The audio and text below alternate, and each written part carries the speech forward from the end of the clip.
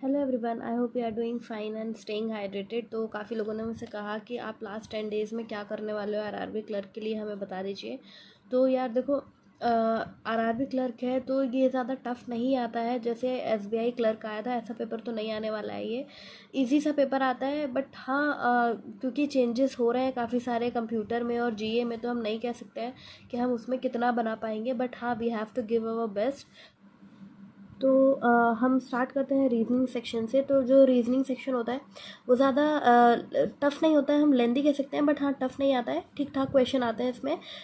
मैं आपको पज़ल का टाइप बता देती हूँ कि आप कैसे पज़ल के टाइप की प्रैक्टिस थोड़ा कर कर जाइएगा। तो जो आजकल आरआरबी वाले जो हैं फ्लैट फ्लोर वाले पज़ल ज़्यादा पूछ रहे हैं। नेक्स्ट जो बॉक्सेस वाले जो पज़ल होते हैं एक बार उसको भी देख लीजिएगा।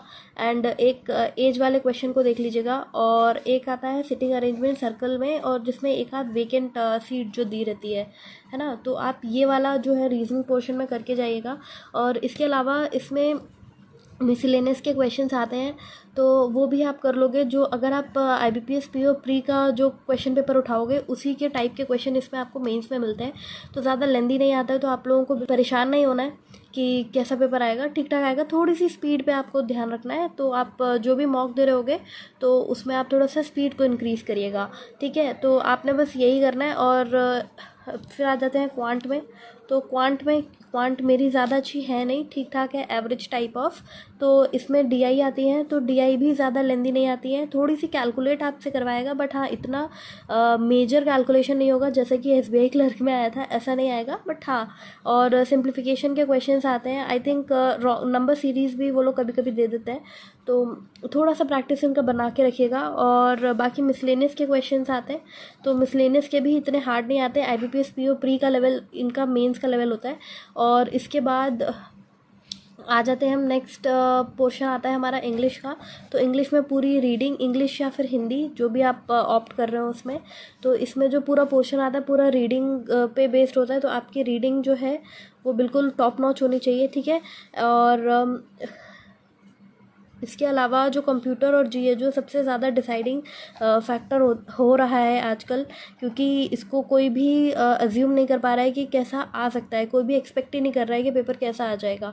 तो कंप्यूटर और जीए में जो भी आपने जहाँ से भी आरआरबी पीओ अगर आपने दिया है, तो जहाँ से भी आपने पढ़ा हुआ है ये दोनों, तो वही आपको रिपीट करना है वापस से। और इसके अलावा अगर आपका आरआरबी पीओ नहीं था, आपने एसबीआई क्लर्क दिया है, तो उस लेवल का जो जीए था, तो थोड़ा सा एक बार जो भी पुराने क्वेश्चंस आपको दिखे होंगे अभी मेमोरी बेस्ड, एक बार उनको देख लेना, तो थोड़ा सा हिंट मिल जाएगा आपको। एंड अगर कोई भी पेपर नहीं था, ये आपका पहला पेपर है, तो भी स्टिल आप जो भी मेमोरी बेस्ड पेपर आपको मिल रहे हैं आप एटलीस्ट उनको देख लीजिए। और जो भी आपका सोर्स है उससे आप एक बार रिवाइज ज़रूर करिएगा। बिना रिवीजन के मतलब बहुत मुश्किल हो जाता है वहाँ पर जब हम ऑप्शन में फंस जाते हैं, क्योंकि एसबीआई क्लर्क में मेरे साथ ये हो गया है। काफ़ी सारे क्वेश्चन मेरे जो है 2 ऑप्शन की वजह से गलत हो गए हैं। और इसके अलावा अभी आप जो 10 डेज़ में क्या कर सकते हो, वो आपने कुछ भी ज़्यादा तिकड़म नहीं लगानी है। सिर्फ आपने क्या करना है, 3 मॉक देने हैं, ठीक है।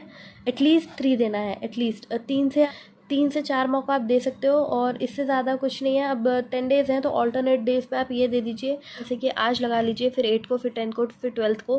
तो ऐसे आपके 4 मॉक हो जाएंगे। और आपने ये लगाने हैं रिवर्स ऑर्डर में। तो जैसे जो भी आपके पास हो, ओबी हो, पीएम हो, स्मार्ट कीड़ा हो, ग्रेडअप हो, कोई भी आपका जो भी सोर्स हो मॉक का, आपने उसको रिवर्स ऑर्डर में लगाना है, ठीक है।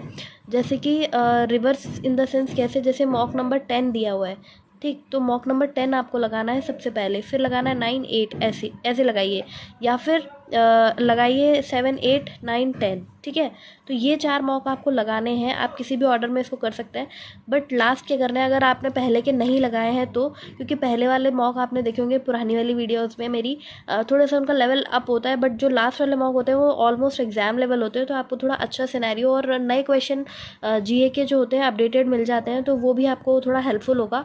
और इसके अलावा आपको कुछ भी एक्स्ट्रा करने की ज़रूरत नहीं है, आपने बस इतना ही करना है। और जो भी टॉपिक आपको लग रहा है कि आपको बिल्कुल नहीं बन पा रहा है, तो आप उसको नया मत करिए, एटलीस्ट जो बन रहा है उसको बहुत अच्छा करिए। ये ज़्यादा इंपॉर्टेंट है, क्योंकि लास्ट ईयर मेरे साथ ये हुआ था कि मैंने सारे सेक्शनल तो मेरे निकल गए थे, बट मैथ्स में क्योंकि मैं थोड़ा सा पैनिक भी हो गई थी उस टाइम पे मैथ्स में, तो मैंने बहुत कम क्वेश्चन सॉल्व किए थे मैथ्स के, और मेरा जो ओवरऑल स्कोर था वो 110 था, जबकि कट ऑफ 121 गई थी। तो इसकी कट ऑफ हाई जाती है क्योंकि पेपर इतना टफ नहीं आता है। आपको बस अपना पेशेंस लेवल सही रखना होता है और बस करते हुए जाना होता है और अटकना नहीं है पेपर में।